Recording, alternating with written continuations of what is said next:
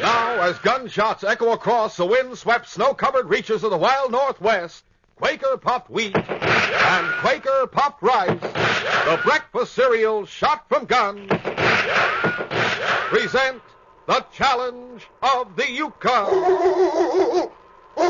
It's Yukon King, swiftest and strongest lead dog of the Northwest, blazing the trail for Sergeant Preston of the Northwest Mounted Police in his relentless pursuit of lawbreakers. On King! On, you husky! Gold discovered in the Yukon. A stampede to the Klondike in the wild race for riches. Back to the days of the gold rush. With Quaker puffed wheat and Quaker puffed rice, bringing you the adventures of Sergeant Preston and his wonder dog, Yukon King, as they meet the challenge of the Yukon.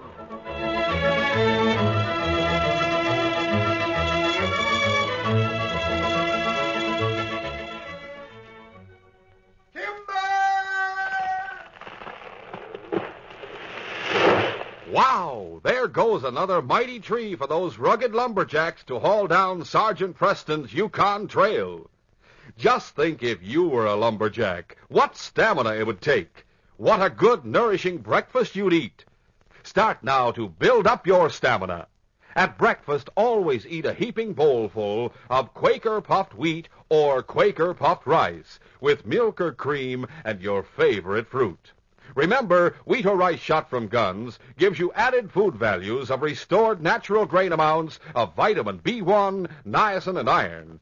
And delicious, taste 'em. You just can't beat Quaker puffed rice and Quaker puffed wheat.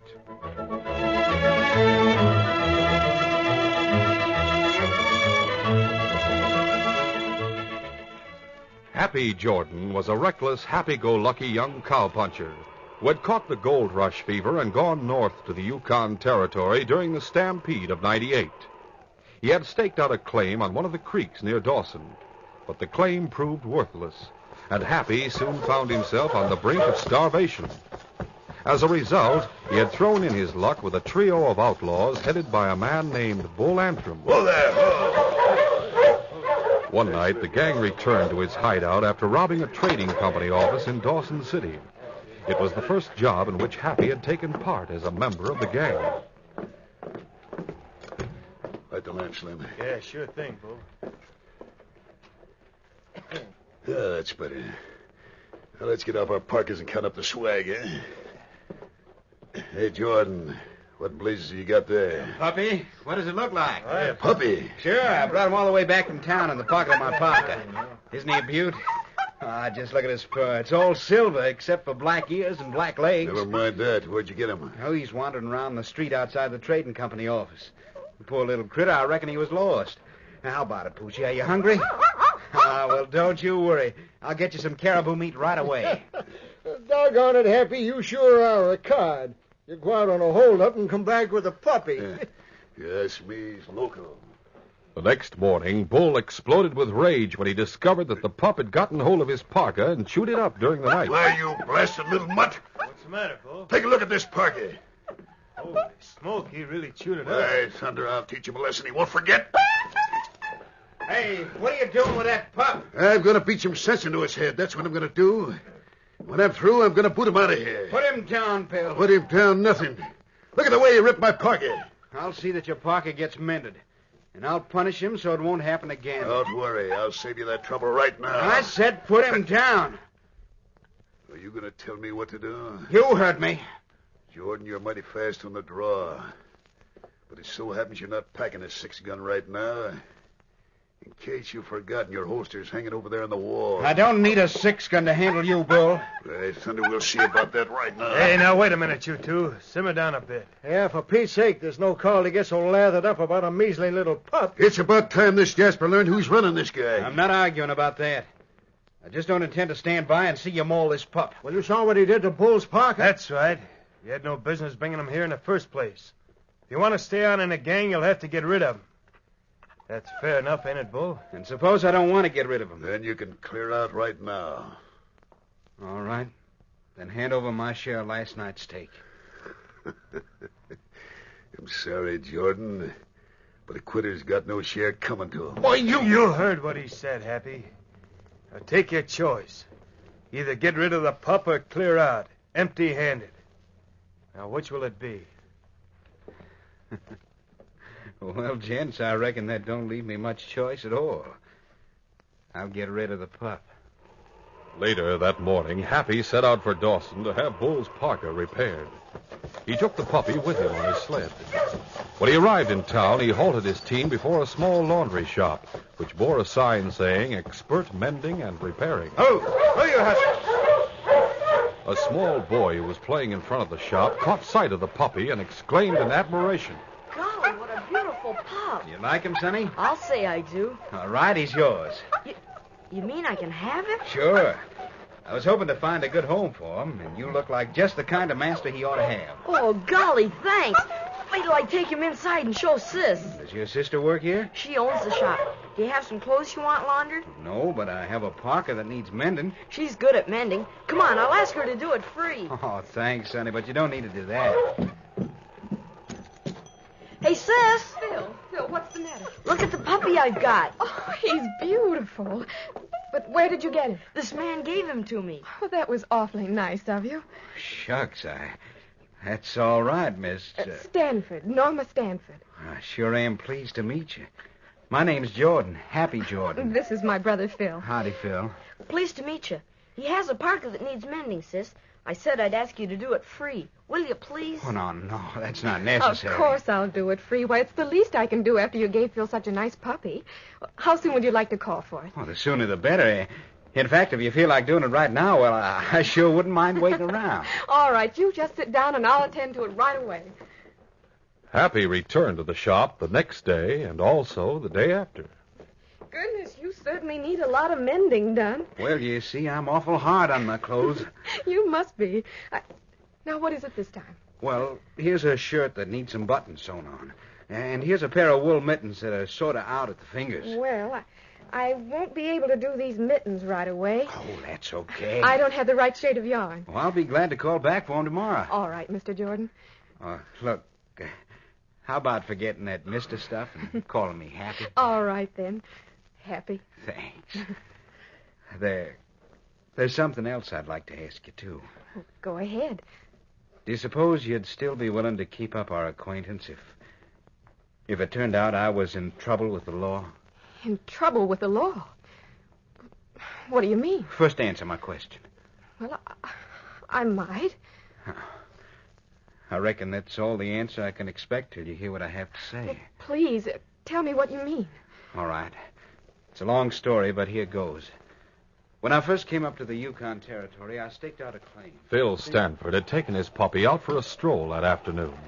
As he paraded proudly along the street, he encountered Sergeant Preston of the Northwest Mounted Police and his great dog, King. Hi, Sergeant Preston. Hi, King. Hello, Phil. Have a new pup, I see. Yes, sir. Isn't he swell? Come on, Butch. I'm going to lift you up so the sergeant can have a look at you.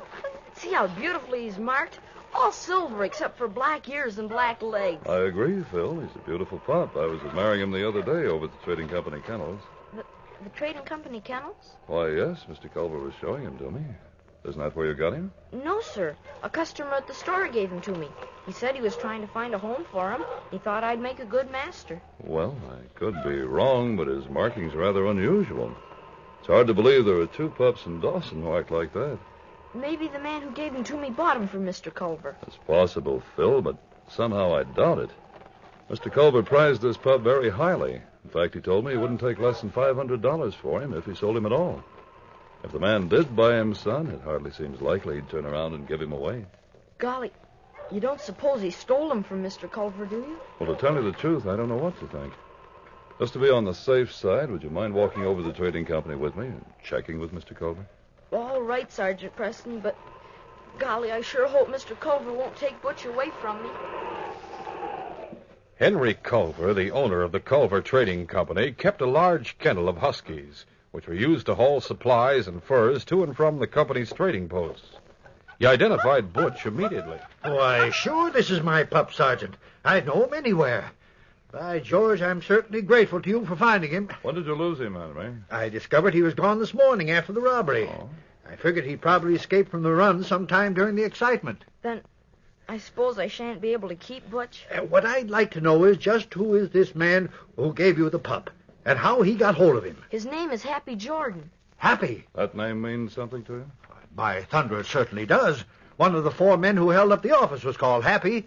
I remember hearing one of the other crooks call him by that name. What did he look like? Well, they were all wearing masks, so I can't tell you much about him, except that he was tall and he seemed youngish. What about Happy Jordan, Phil? What's he like? Oh, he's tall and light-haired, and I don't think he's much older than my sister. Have you any idea what he does for a living or where he lives? No, sir. But he talked to my sister quite a bit. Maybe she could tell you something. Oh, that's a good suggestion. I'll go over and talk to her right now, Henry. Let you know later if I get any leads. We'll continue our adventure in just a moment.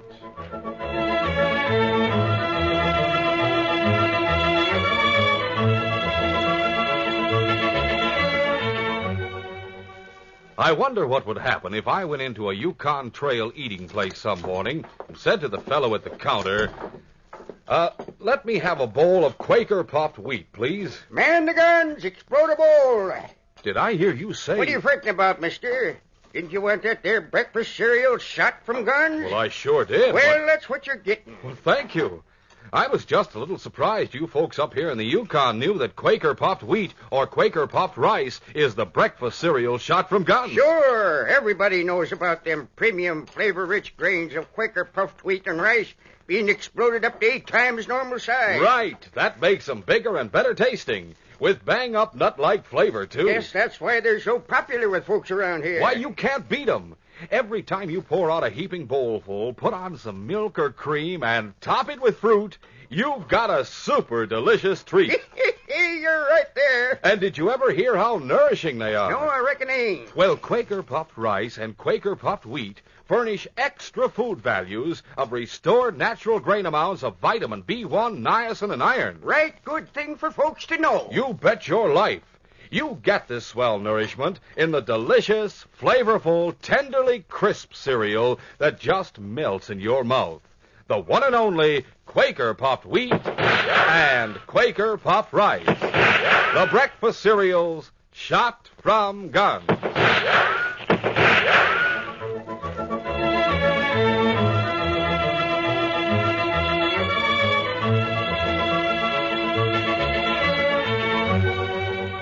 Now to continue.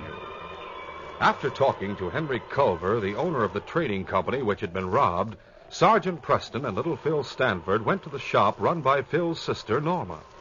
The sergeant hoped to find out from Norma something more about the man called Happy Jordan. Sergeant Preston and King. Hello, Norma. Hi, sis. Why, Phil, where's your new puppy?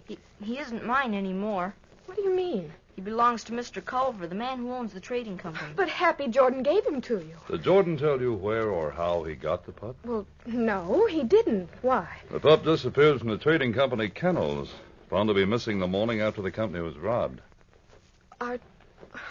Are you suggesting that Happy Jordan stole the puppy? Well, they have stolen a lot more than that.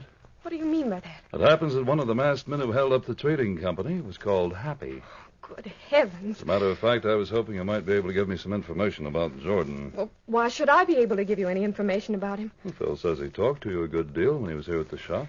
Well, it's true. He chatted with me. Did he say anything at all that might offer a clue to his background or his whereabouts? Well, not that I can think of. Huh? Wait a minute. Why'd he come here to your shop? He brought some clothes to be mended. Did you mend them while he waited? Well, yes. That is all but a pair of mittens. The mittens here now? That's right. May I see them, please? Yes. Yes, of course.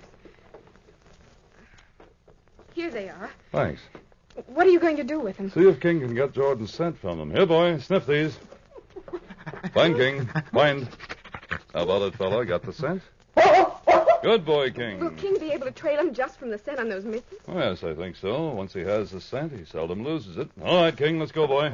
Many thanks for your help. Wait a minute, Sergeant. What's the matter? I do know something about Happy Jordan. Oh? In fact, I know all about him. He told me the whole story. I thought you were holding something back, Norma. Well, I didn't want to lie to you, but I couldn't betray his confidence. It's your duty to tell the police anything you know about a suspected But criminal. you don't understand. Happy intends to go straight. He's planning to give himself up. Give me all the facts. Happy isn't really a criminal. He came to the Yukon as a gold rusher, but his claim gave out and so did his money. He was on the verge of starvation, and that's the only reason he joined the gang. What about the trading company holdup? Well, it's true he was in on that, but he admitted it to me this afternoon. But it was the first and the only crime that he's taken part in, and now he regrets the whole thing. If he intended to give himself up, why didn't he go straight to headquarters? Because he doesn't like the idea of squealing on the other members of the gang. When he left here, he said he was going back to the hideout and recover the money that was taken from the trading company. And then he was going to give the others a chance to either surrender along with him or make their getaway. I see. Oh, won't you please wait and give him time to surrender voluntarily? Give him that much of a chance. Well, I'm sorry, Norma, but I'm afraid it's out of the question. It's my duty to bring the whole gang to justice. But I promise you this, if I do capture him, what you've told me will count in his favor. All right, King, let's go, boy. Meanwhile, after leaving Norma's shop, Happy had started back to the hideout. Dusk had fallen by the time he reached his destination. The gang was just finishing an early supper as they heard him halting his team outside the cabin. Yeah, must be happy now. Sure took a long time in town. Howdy, boys. Well, it's about time you're getting back, Jordan. Sorry, Bull. Tonight's the night we're robbing the Red Dog Roadhouse. I told you I wanted to get an early start so we can pull the job off and get back here before daybreak. Yeah, I know, Bill. I didn't realize it was getting so late, that's all. Well, you realize it now. So if you want any grub before we hit the trail, you better pitch in fast. Sure, I'll be right with you. Just wait till I hang up my pocket. Happy hadn't worn his gun to town. His holster and gun belt were hanging on the wall. As he removed his pocket and hung it on a nail, his back was turned to the other three members of the gang. Without warning, he suddenly jerked the six-shooter out of its holster and whirled around to face the three men at the table. Reach, all of you. Go on, reach, pronto. What in thunder are you up to, Jordan? I'll tell you what I'm up to. I've had enough of this owl hoot life, and I'm aiming to give myself up to the law. Well, go ahead if you're that loco. Well, that's not all. When I surrender, I'm going to turn in all the money we stole from the Culver Trading Company. Now, listen. Shut up and listen. If you're smart, you'll all come along with me and give yourselves up to the Mounties, same as I'm going to do. And suppose we don't feel like giving ourselves up. Then you better hightail it out of here while you've still got the chance. When I leave, I'm taking all your guns with me, just to make sure you don't pull that holdup tonight. Any of you want to come with me and surrender? What do you think? All right, suit yourselves. You'll have as long as it takes me to get to town and the Mounties to get back out here to make yourselves scarce. Savvy? Yeah, we heard you. In the meantime, all three of you get up from the table. Yeah, what are you going to do now, Jordan? I'm aiming to make you three come over here and lie face down on the floor.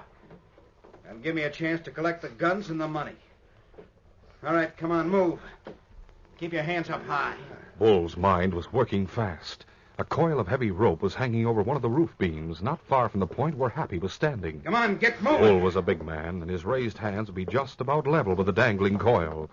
As he passed under it, he grabbed the rope with his right hand and lashed out with it at Happy's gun arm. The rope had knocked Happy's arm downward, and the bullet plowed harmlessly into the floor. All right, take it, boys. Before he could recover, the three crooks were on top of him.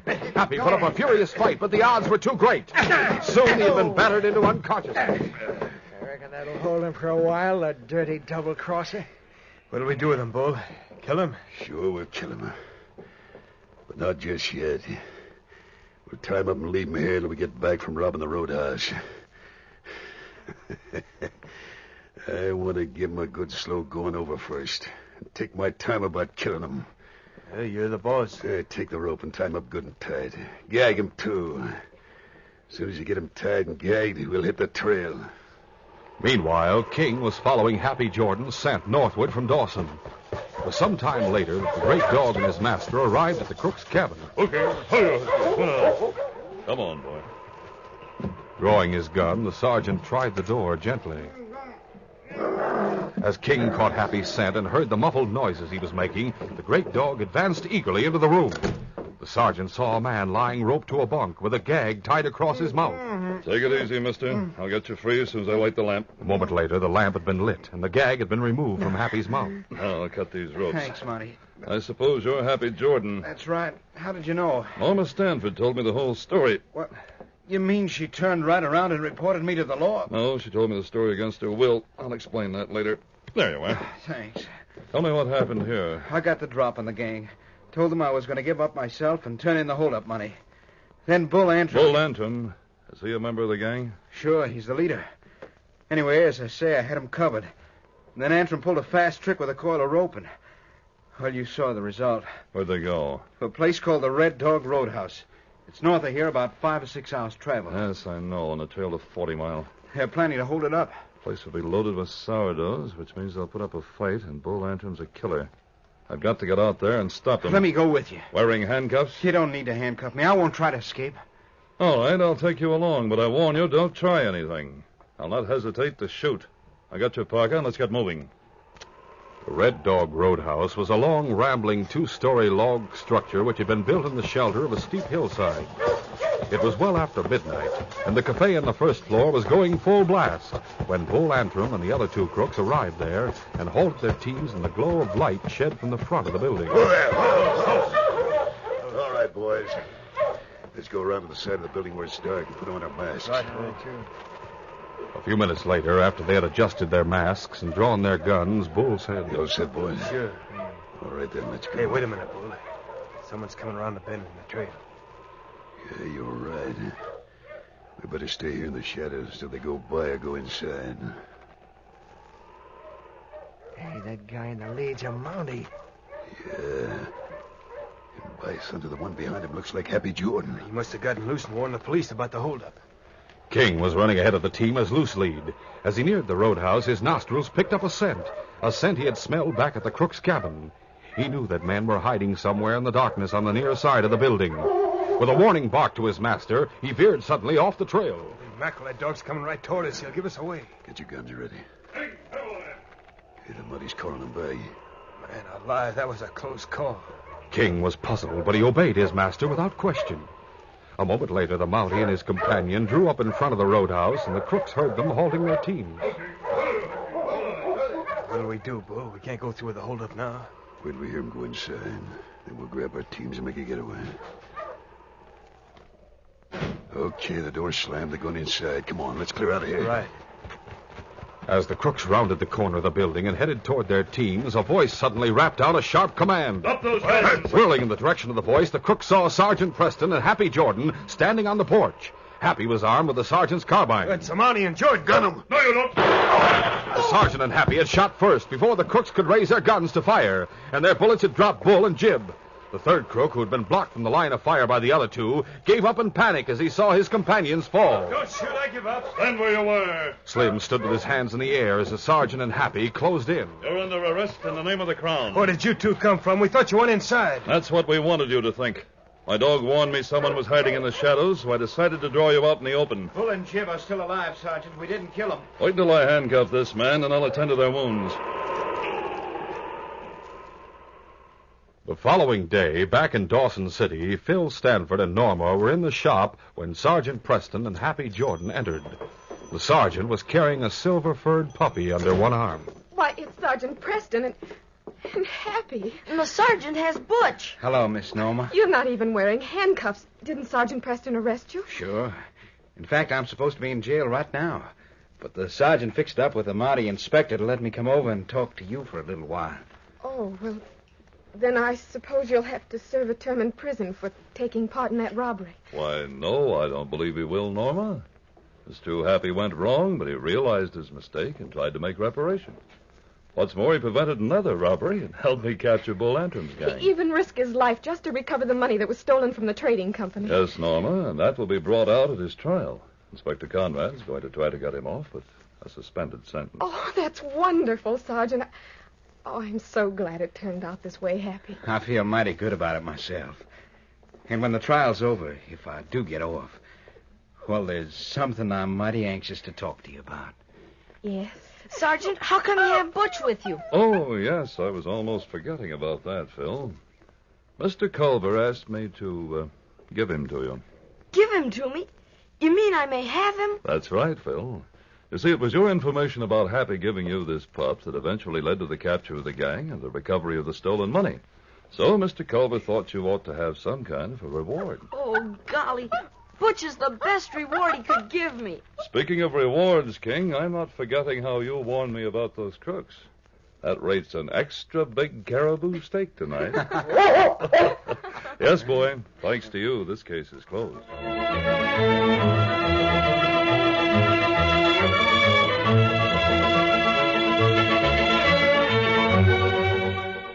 In just a moment, Sergeant Preston will give you a preview of Wednesday's adventure, Passport to Death. It's the winner by a mile.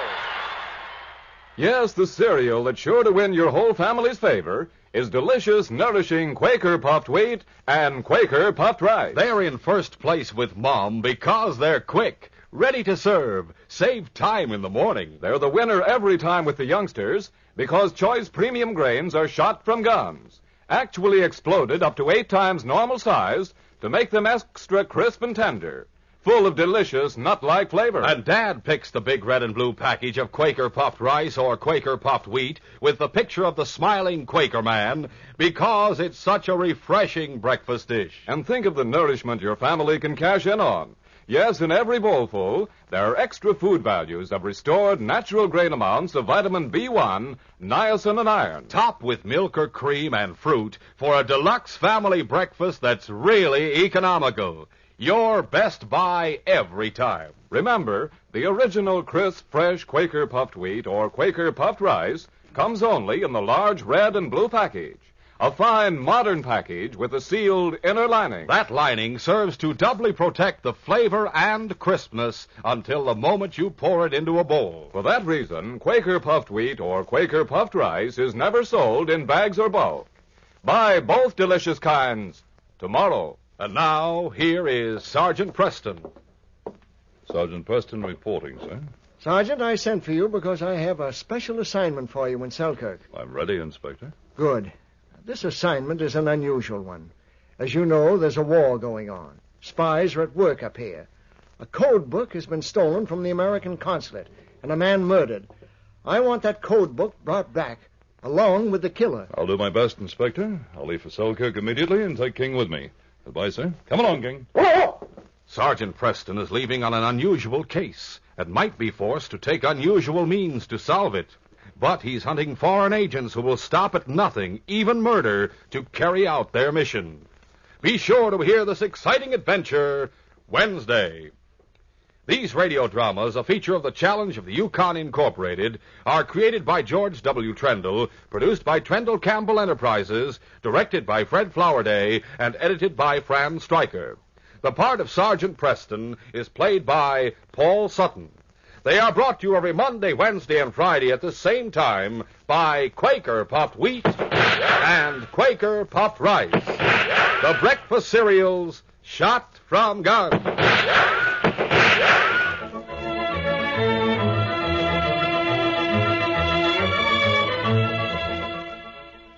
Your best bet for hot breakfast is Quaker Oats.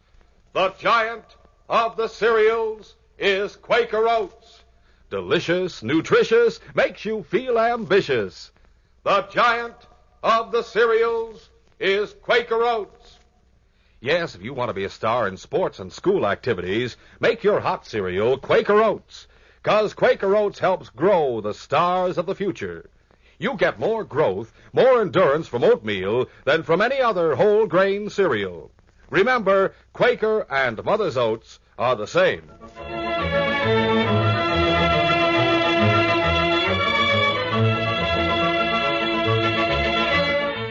This is J. Michael wishing you goodbye, good luck, and good health from Quaker puffed wheat and Quaker puffed rice. So long. This is the Mutual Broadcasting System.